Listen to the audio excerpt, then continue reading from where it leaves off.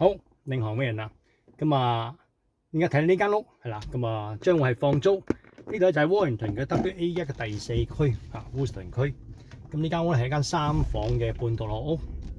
咁啊，屋主就擴建過啦，咁所以樓下都幾大下嘅。樓上就3房，一個洗手間，咁樓下咧一個大嘅客廳。咁啊，另外咧就飯廳連一個 open kitchen，咁就後花園側邊有個 garage 雜物房。OK。咁啊，而家咧就去下附近啲設施啦。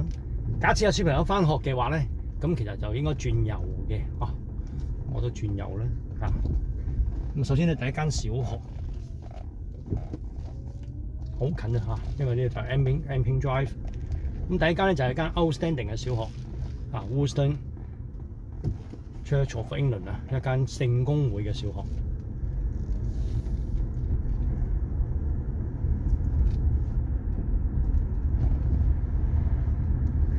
就喺呢個右手邊啦，所以架車都如果係有車嘅話，可能都個機頭未熱咁啊已經到學校。咁呢一間係 outstanding 嘅小學啦。咁啊，另外第二間小學咧，咁啊其實就喺右手邊嘅。不過我而家先轉左先，咁啊轉左咧，去睇下一個咧就係一個便利店啊。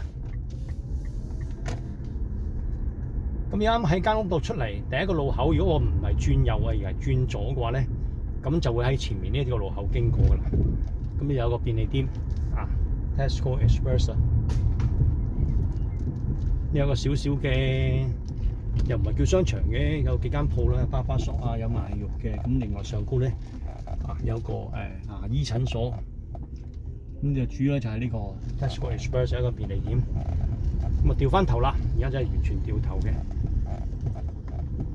好，俾個車過埋先。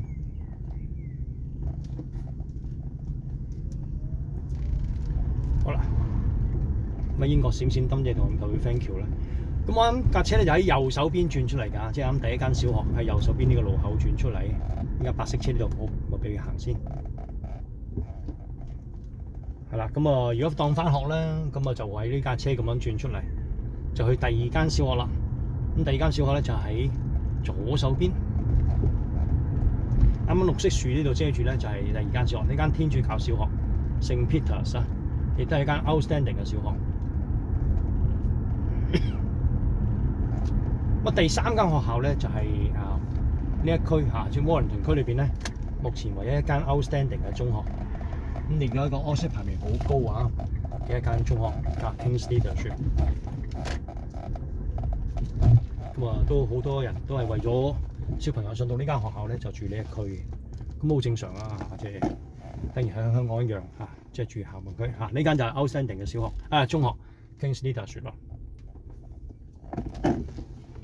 好啦，咁啊 Woolston 呢度咧有3間小學，一間中學啦。咁第3間小學咧就喺對面馬路嘅。我啱喺左邊轉入嚟，喺個左路口左手邊轉入嚟。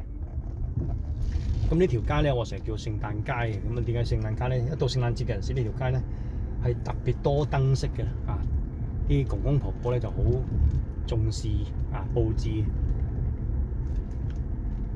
咁而對到正呢啲圍欄咧，呢個咧就係一間幼稚園啊，呢佢一間幼稚園。咁而幼稚園旁邊咧，隔離呢個綠色欄杆呢度咧，就係第3間小學啦。咁呢間小學咧，亦都係個校舍會比較新啲，因為佢都係呢2年去翻新裝修。咁就係呢一間Woolston Community Primary School。咁呢間 OSCE 排名咧就係屬於係 good 嘅。咁啱啱之前嗰2間小學咧就係 outstanding 嘅。咁再一片過啦。咁呢一區即係 Woolston 呢一區咧，咁啊唔係好大嘅啫。咁所以喺度讀嘅話咧，即係有小朋友喺度讀書嘅話咧，咁小學就呢3間啦。咁當然亦都有機會可能派即係去到 Peggy， 另外有一間係 Birch 嘅，就喺個鏡頭對直。不過今次影唔到，因為都一段少少路仔啦，即係一段少少距離啦。咁啊，中學咧就基本上一定係 King's Leadership 噶啦。如果正常由小學升中學咧，咁一定冇問題。咁啊，中學插班咧，咁啊視乎當時嗰個班數情況啦。咁啱講咗啦，間屋出嚟咧就有一間便利店啦 ，Tesco Express 啦。咁呢一區咧有3間便利店嘅，咁啊另外仲有2間咧就係一間叫 Co-op， 一間叫 Sainsbury Local。咁而家就去 Co-op 咯。咁啊右手邊咧有間 GP 嘅，不過而家鏡頭影唔到。而家鏡頭轉右嘅話就係一間 GP 診所。好啦，鏡頭右手邊咁就係一間 Co-op， 呢間 Co-op 都比較大啲啊，比 Tesco Express 大啲嘅。而對面啦，咁啊就係呢個 Sainsbury Local。而家啲紅燈轉右咧，就去市中心啊。咁我而家轉左。如果去大型嘅超級市場咧，就轉右啦，去市中心啊。咁有 Sainsbury 啦，有 Farmfood 啊、Iceland 啊、Lidl 啊、Aldi 啊，講得出嘅超級市場都有啦。咁啊，除咗就係等玫瑰啦啊 Rachel's 啦，咁啊其他都有啦。而家鏡頭咧就出去市中心方向，即係出去呢個 highway 嘅方向啊。咁啊條片就到呢度啦。有興趣了解間屋嘅，想租嘅話，咁可以 WhatsApp 我53665444啦。如果有業主想放租，亦都可以聯絡我啊。WhatsApp 叫 Ray。